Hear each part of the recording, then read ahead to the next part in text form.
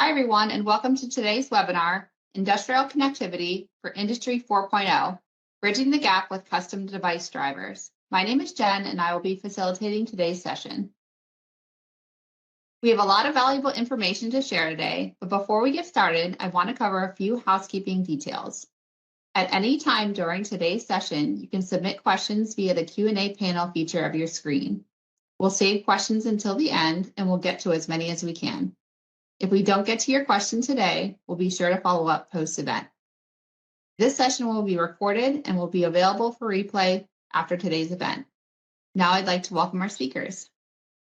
Ray Labby is a fellow solution consultant at PTC with a focus on Kepware industrial connectivity.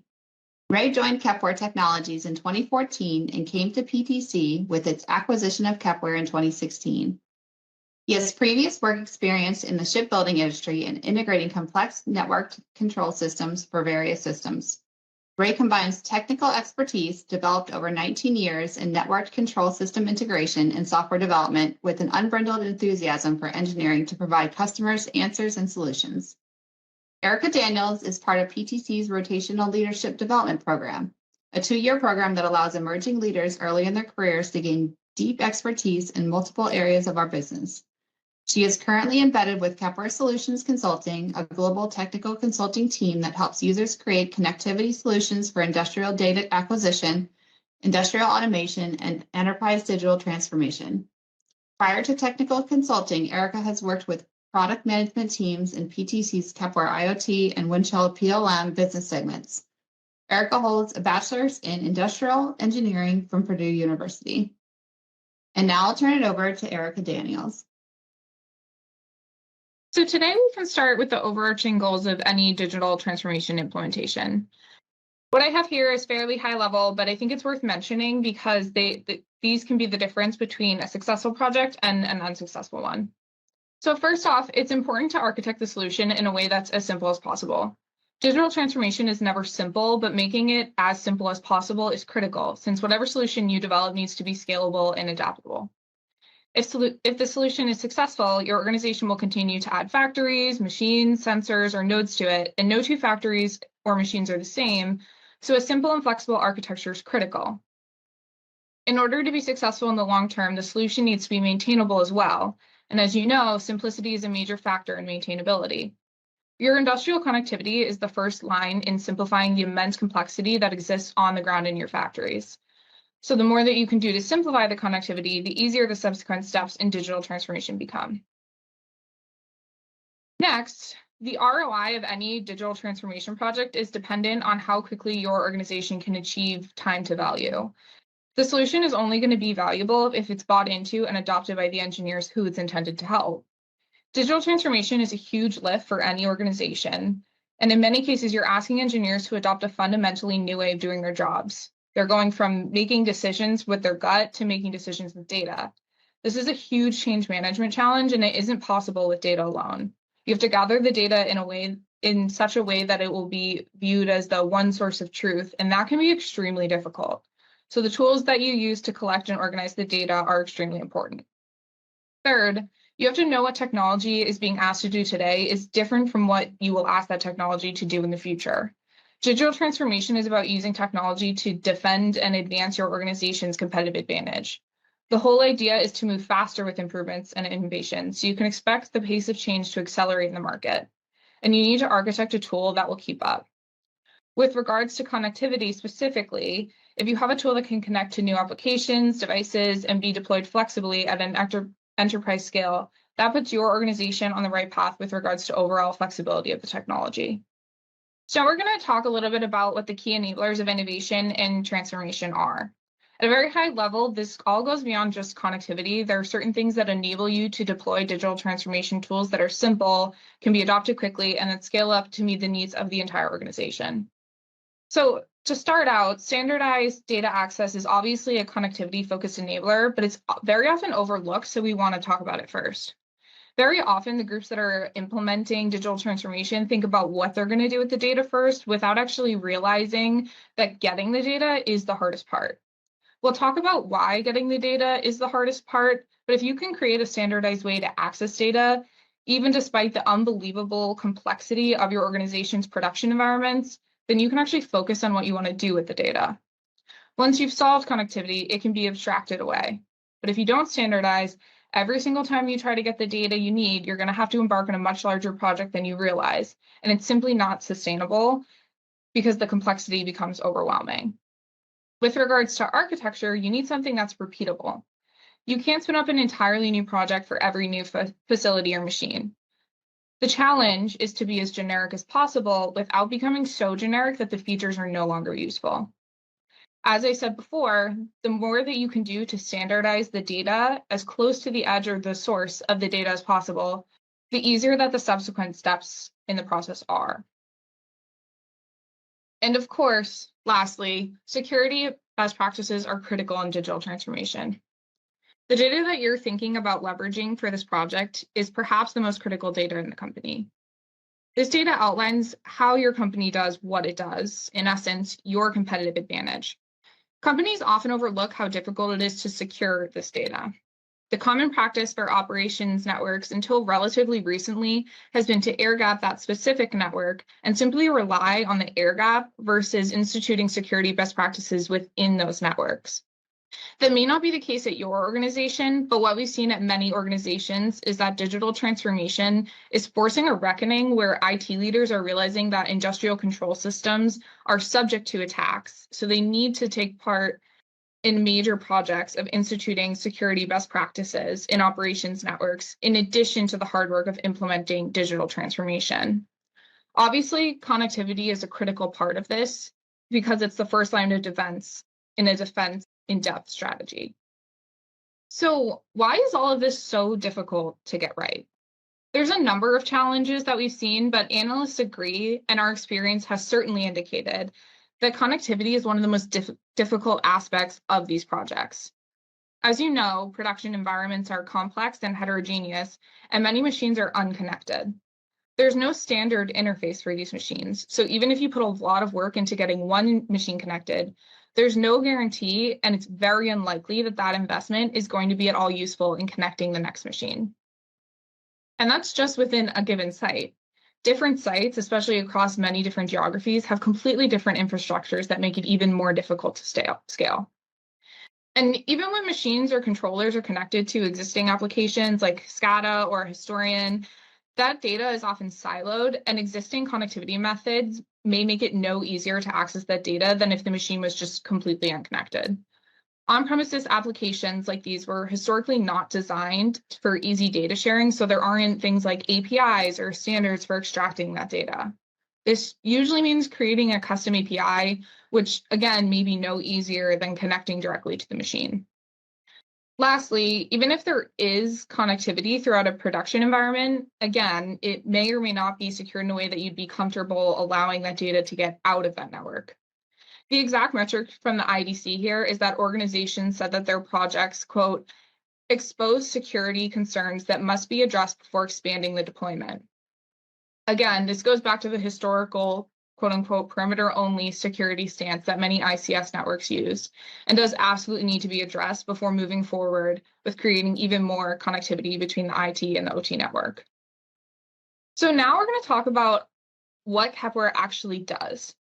So I want you to imagine that we have a lot of people in the room, they're all speaking different languages and potentially through different mediums, and we need them to communicate with each other. So in that case, we need a language translator. Similarly, in a factory, we have all kinds of devices. We have PLCs that are controlling various machines that are going to be used in the production process. We want to collect data from these devices so we can understand how the production is going and maybe see how the devices are working as well. Other times, we want to send data to these devices in order to control the production process. So this sounds pretty easy, but can actually be really complex. And the challenge here is that the different automation devices from different vendors use different protocols for data exchange. And these protocols are often proprietary. So in short, we have a bunch of devices and they're all speaking different languages. At the simplest level, Kepware does two basic things. It collects and it shares industrial data, serving to translate those different protocol languages and provide the data in a meaningful format for other applications to consume. Now you know a little bit more about Kepware, so how does it work is the next question. So a picture says 1,000 words, and when you hear us talk about Kepware, we'll often use this diagram and we'll refer to it as the technology hamburger. So we'll start with southbound communications, which are on the bottom. So these are data sources such as PLCs, OPC servers, sensors, or RTU or flow computers. We speak their language as Kepware and collect data from these sources. We call these drivers, just like when you download a driver for the HP printer that you'd like to use with your Dell laptop. In order to talk to these southbound devices, we need to know their protocols, or going back to my previous analogy, their languages. The complexity here is that some of these devices use proprietary drivers like Rockwell or Siemens, and other devices use open standard drivers such as Modbus. In any of these cases, Kepware can read the data. In fact, there are cases where a device might be using older technology, and Kepware can even convert that data to bring it up to date with modern standards. For example, converting OPC-DA to OPC-UA or MQTT. So next we'll talk about the northbound communications, which you will see on the top. And these are the applications that are consuming data from Kepware. These applications are usually used to control and monitor, think your HMIs, your SCADAs. They're also used for data storage and visualization like MES or historians, or even something like augmented reality experiences that we'll hear about with IoT applications. These applications also use different interfaces or protocols. And again, some are open standard and then some are proprietary. So for the last 30 years, Kepware has been the industry standard for industrial connectivity. We started out as a point solution connecting disparate devices with HMI and SCADA platforms, but we're now being used across entire enterprises as a standard connectivity platform. So with this move to being an enterprise platform, we now have new challenges to solve for, and the biggest is actually data quality issues. These include issues like missing data, inconsistent data, data without context, misaligned or tardy data, or data communicated through foreign protocols. Kepware helps to resolve these issues and provide a complete data set. In order to create that complete data set, we have over 150 drivers that connect to thousands of devices. But sometimes we come across devices that we don't have a native driver for, and that's why we have created drivers such as Yukon and SID in the past. These were effective solutions, but industrial environments today at times require a more modern and flexible solution.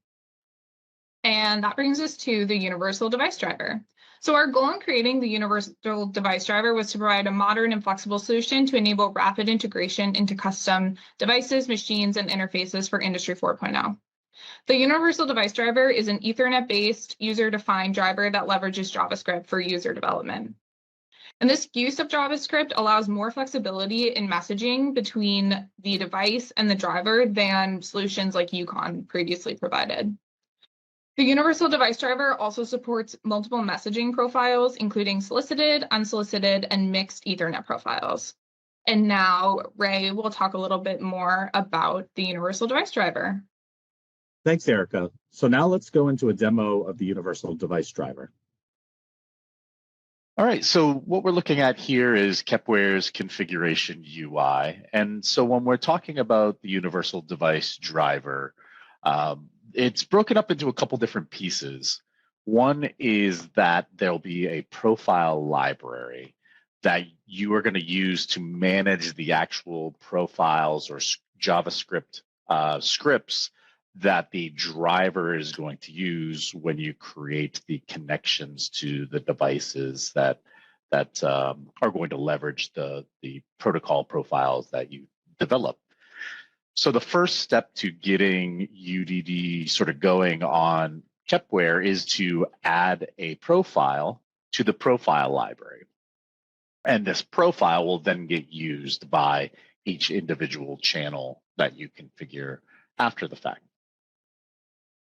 So the first thing to do is go ahead and give this a name so you understand what the profile is. In this case, we're going to be connecting to a Mettler Toledo IND 780 indicator and using what's called the 6 protocol. This is a solicited protocol that uses TCP. So the profile we're going to be loading today is going to be, a very basic TCP example with request response type transactions. Next, when we go to the profile property group, this is where we have a unique ID. This unique ID is a GUID that represents the unique profile in the library. Now, what we're going to want to do is we're going to want to save this information because we'll need to use that when we create the channels and device objects so that the driver instances know which profile to use as they're processing the transactions with the device. And then finally, we just need to go ahead and import the actual script that we've developed. To do this, we can go to the property and go to the browse button and go ahead and just browse on your desktop to the profile that you have written and be able to select it and open it up. What this will do is it'll take in that JavaScript file, go ahead and import it into the profile so that it can be used by the Universal Devices script engine process that's running. Now, when we're talking about scripts specifically, there are a couple major methods that are used as part of the Universal Device driver, and we're not going to get into them in too much detail, but for this particular use case, we have essentially 4 different methods that we need to worry about when you're developing a script. One is the on-profile load, which is really the method that's used by the driver to set up the environment, set up what's called a cache, what sort of mode you're going to be working in, whether it's a client mode or a server mode from a socket connection perspective. There's also a on-validate tag method that you would develop. This is basically the method that's used to validate the tag address for the profile. So as you're configuring tag objects in Kepware's driver, this on-validate tag method is called to make sure that the user is providing the right address syntax. Then from there, we have 2 other methods that are really the bulk of what UDD provides for functionality. The on-tags request is the method that starts a tag transaction. Essentially, whenever a value is required from the device, either for read methods or if you want to write values to that device, the on-tags request is the method that starts the communication. And then finally, the on-data method is the last required and sort of supported method that you need to develop. This handles any of the response data coming back from that device.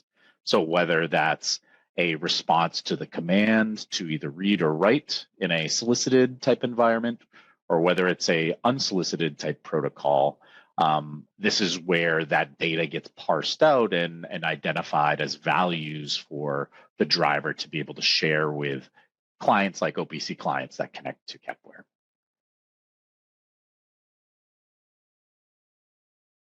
So now that we have this profile loaded into our project configuration, let's go ahead and create a connection with the driver itself. So we'll go ahead and click the channel, add a new channel button, and this will take us through the standard configuration wizard to create an instance of a driver. We'll select the Universal Device driver. We'll give it a name. In this case, we'll call it the Metler Toledo 6 as part of this example. And then, of course, it has sort of the standard configuration parameters, like what network adapter do you want to use to communicate to this device, other optimization methods that are all sort of standard channel and driver-based configuration within Kepware.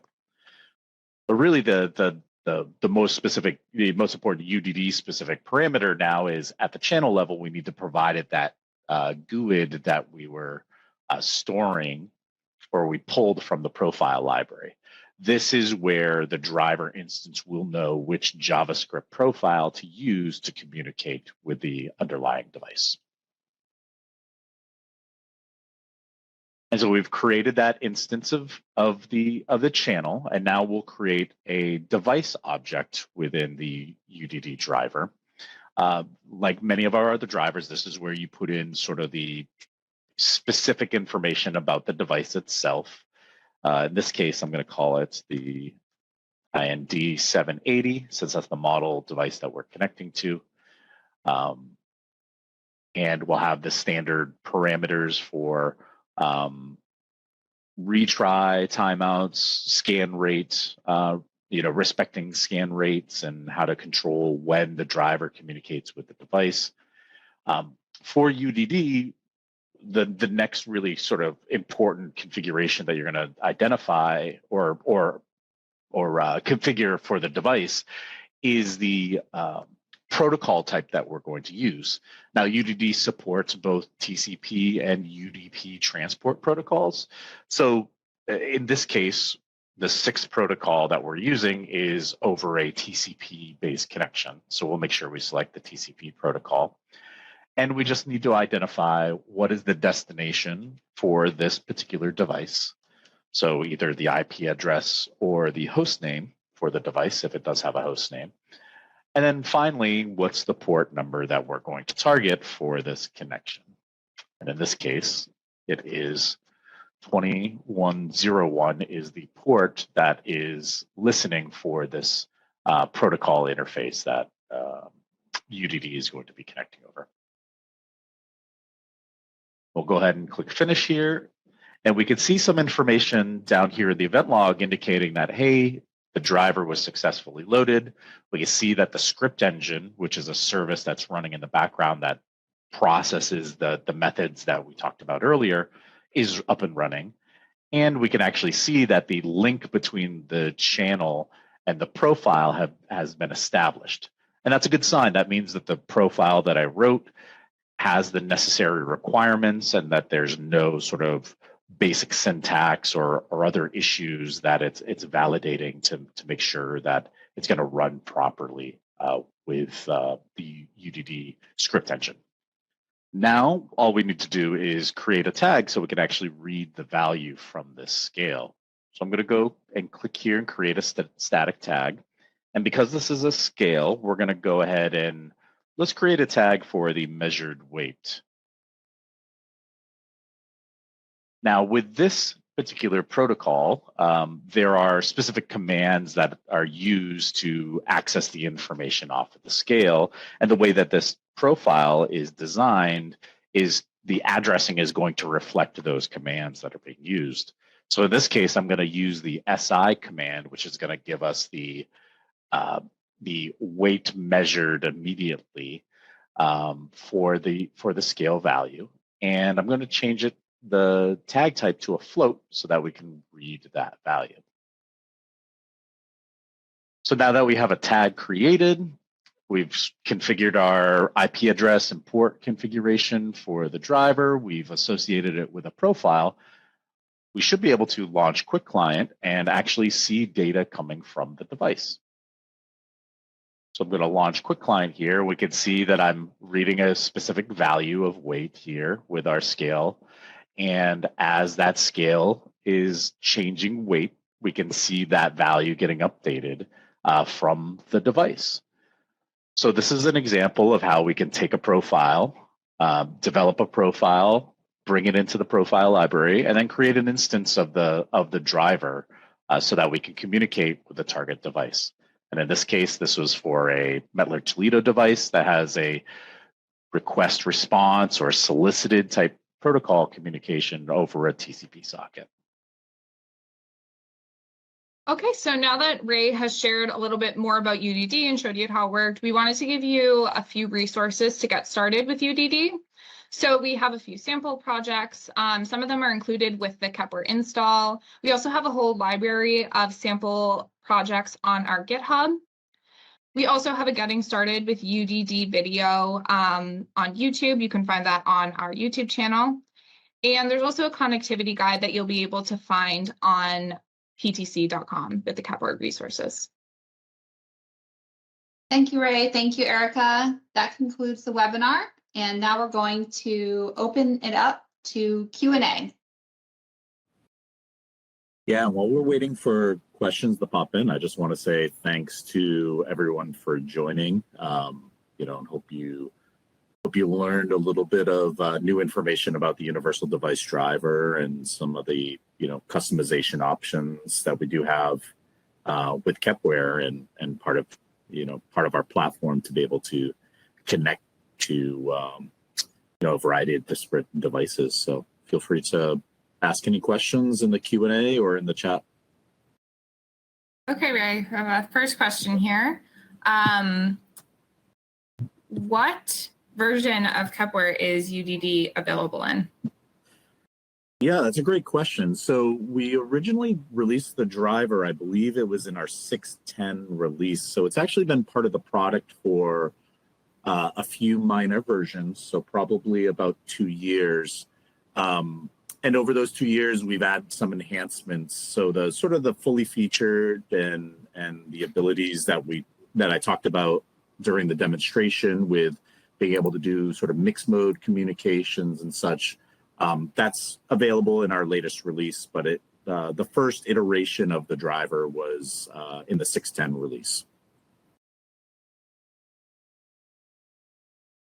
Okay, and the next question, where can we find information about UDD? Yeah, great question. So there's a few different places on Kepware.com. We have product pages for various, various components of Kepware. So you'll definitely be able to find a universal device driver web page with links to the manuals. All of our manuals are online and help documentation. Additionally, I think we highlighted it a little bit, but we also have a GitHub repository resource that has some of the build profiles that the solutions consulting team that we're a part of develops, and also some additional more deep dive guides into how to leverage the different event handler services, and to get into a little bit more detail about how the script engines basically tag processing works. So you can essentially learn how that script engine's behavior functions in a little bit more detail than we did on this demonstration. So those are great resources that we have available for you. Okay, this one is from Rob. It says, if I have helper scripts or protocol JS downloaded from the web, is there a way to include those in my profile without actually merging all the code into a single JavaScript file? Yeah, that's a great question. So at this point, the way that the script engine works, it is looking at a singular file. One thing that our product management team has discussed and has on our long-term roadmap is the ability to maybe do some inclusion of external, let's say, folder resources or file resources, so you don't have to combine it into a single file. So today, that is a limitation to the design itself, but my hope and what I encourage our product team and what we get from customer feedback just like this is understanding that having better flexibility and being able to design your profiles in a more modular sense is definitely beneficial. Okay, great. This one is from Ryan. Does PTC offer creating the scripts as a service? No, good question. So PTC directly does not. While we have those GitHub examples, our solutions consulting team is definitely able and willing to work with our end users or customers or integrators that want to deploy solutions with Kepware on how to leverage the tool and maybe even provide some starter implementations of that. Kepware and PTC as a company have partners and preferred distributors globally within our partner network that do provide those types of services. So depending on where you're located, we can certainly connect you with companies that are available to provide you, let's say, built solutions as a, as a service and with integration services for that solution. So if you have any questions, feel free to reach out to our sales team directly at sales@kepware.com, or our pre-sales team that I'm a part of, that we're a part of, at presales.support@kepware.com, and we can have a conversation about what those assets are and connect you with a partner that might be able to help you out with that service. Next up, we have from Brent: can the profiles be used to translate REST API responses to Kepware tags, or should the IoT gateway be used for that sort of integration? Oh, yeah. No, great question. So this is actually something that we have done. So in our GitHub repository, we have some profiles that help provide capabilities to do more customizable REST API capabilities. There are some slight limitations behind that because it's not using any sort of native, HTTP libraries. We're essentially building sort of a library, a client library, a class to be able to manage the HTTP client functionality. Some of the limitations do come around sort of encrypted connections at this point, but we definitely have some framework there. So there could be, the ability to do that. Now, the IoT gateway, right, from a functionality perspective, is really focused on sharing data from devices and drivers that Kepware is providing to the platform. So, sometimes the IoT gateway is a good use case when we're talking about sending information to other applications that are interested in PLC data. But depending on the API and depending on the use case, sometimes we can use it in sort of exotic and different ways to be able to sort of pull in data and share that information with OPC clients, or maybe to take that data down and bring it into the PLCs directly. Okay. And then next question we have from Brian. It says, is the scripting engine single or multi-threaded? How many potential connections could be made? Yeah, great question. So the architecture behind it is that the script engine is essentially a separate process that manages the data interactions with the core server. So the script engine itself is not doing the connections. The driver design itself, I believe we have sort of a hard-coded limitation for the number of channels that we can create in our project. I have to double check the help documentation to confirm what it is, but I believe it's a few hundred connections or channels that you can configure in a single instance of Kepware. And, the testing we've done behind that is to, certainly validate that, a few hundred connections are going to be possible based on what that limitation is. I'll see if I can pull it up real quickly here and see what that limitation is for the UDD driver itself. Go to the help documentation in the product directly. Yeah, so I can see in the summary information, it's a 1,024 channel instances of UDD can be created in a single Kepware instance. So yeah, we can connect to quite a few different, quite a few drivers and devices with that script engine. Perfect. And Ray, we have quite a few questions asking about the Mettler Toledo profile. Yeah. That's on GitHub, right? Yeah, exactly. Yeah. So the profile I used as an example for the standard interface communications. I forget what it stands for, but anyway, the SICS protocol that many indicators and scales use from Mettler Toledo. That profile is available on our GitHub repository.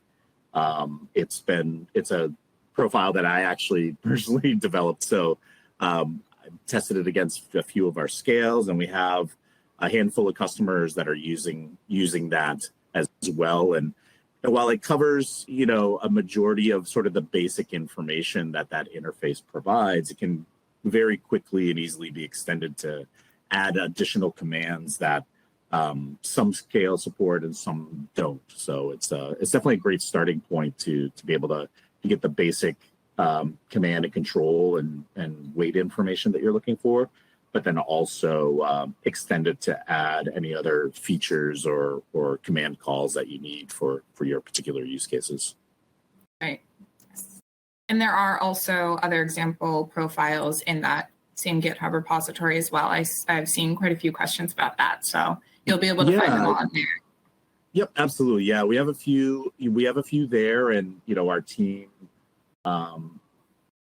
pretty regularly we're working with customers, and if we find that we're sort of developing profiles for our team or exploring new device types that we're seeing in the market, oftentimes we'll start to develop some of those profiles and add those to that repository as well. So it's very much a living repository that our solutions consulting team is engaged with. And, you can certainly reach out to us through the communication mechanisms that GitHub provides there for, questions about profiles that are there, or, if you happen to, do some testing and see that, maybe you're seeing a little bit of an issue, don't hesitate to reach out to us directly. And then I have another question here asking about how UDD handles bad tag values. Yeah, great. Good question. So in the UDD framework, you have explicit control over the value and the quality of the particular tags when a tag transaction or when the script engine the profile that you've developed is processing data. So you explicitly are going to be able to control and validate the data coming from a particular device. And if you find that it's either an invalid piece of data, or maybe if we use an example of like the Miller-Toledo scale, there are some commands that provide sort of error conditions because the scale's not stable at a certain balancing scenario. You can use that feedback, right, and control the quality of those particular tags, from the profile's perspective. So you have full control over what that quality state is. And it supports basically three qualities: good quality, bad quality, and an unknown quality as well, which is useful for scenarios that you might be building profiles for devices that communicate in an unsolicited manner. Great. And then I have a question here that says, with UDD, are we able to get data from proprietary protocols and reading specific data frames? And if so, do we have any example projects on how to achieve that and configure the script? Yeah, absolutely. So we have some example projects that are on our GitHub repository. We have sort of a PDF or presentation guide that gets into sort of the details of how UDD works. And in that GitHub repository, we have examples of, going from protocol documentation to what that might look like inside of the, from a profile perspective. If you have any particular questions about whether a proprietary protocol is a good fit for the universal device driver, you can certainly reach out to our team at presales.support@kepware.com, and we can help work with you just to review the documentation and help evaluate and make sure that there aren't weird security mechanisms that UDD can't support today, or certain encryption methodologies that you wouldn't be able to support with the universal device driver. But yeah, no, we have a lot of good resources that are available, and we're always here to help. And so if you have any questions, feel free to reach out to us directly. Perfect. And then, so as far as licensing, Ray, is the driver inside of any particular bundle or suite that we have? Yeah, no, that's a great question. It is a premium driver, so it is bundled and packaged with a few of our different packages that are available. As a technical resource, I love to be able to keep up with all of our packaging and pricing, but unfortunately, I don't know off the top of my head exactly which packages it is included with. But certainly reach out to us, and we'll be able to work with you to identify if they're what packages it is a part of. You can purchase the driver sort of a la carte separately as well. So if you already have a manufacturing suite, for instance, or you have an Allen Bradley driver deployment and you want to use the universal device driver, you can purchase sort of a standalone license to add that functionality to your current deployment. So it looks like the questions have slowed down quite a bit. I think this is our last one, and I think this is also a great one to end on. I'm still seeing a couple of questions about, what training, what resources are available for universal device driver. So Ray, do you want to reiterate those one last time before we? Yeah, absolutely. I think that's a great place to end on. So we definitely have the manuals and documentation, built into our help documentation that's available either through the product directly or on our website, Kepware.com. We also have sort of more advanced information and tutorial and sort of guidance on how sort of the script engine functions from a profile developer's perspective on our GitHub repository. I believe a link was provided as part of within the presentation. But we also have links to that on our product pages as well, on our website. And those example scripts are also available on GitHub. The installer includes some very basic example scripts as well in different frameworks. So whether you're doing solicited, unsolicited, or sort of like mixed mode profiles. So we have some examples that are built into it directly. And then, our solutions consulting team is here to help, educate you on how our products work. So we can certainly set up times and have sort of a one-on-one session for an hour to talk through the specifics of UDD and help guide you and inform you on that. And honestly, it sounds like we're getting a lot of feedback from this webinar, and seeing that feedback, I suspect we might have another follow-up webinar where we might actually get into more of the meat of how you use UDD from a product perspective. So definitely stay tuned, because I suspect we might have something maybe over the next few months that we can do in a larger community like this and talk a little bit more, low-level details of how you actually go about leveraging UDD and building a profile. Thank you, Erica. Thank you, Ray. And thank you, everyone, for joining us today. Again, if you have any questions, we do have our Contact Us button on the Kepware Resources tab, as well as the additional UDD resources in the console. And that concludes our webinar.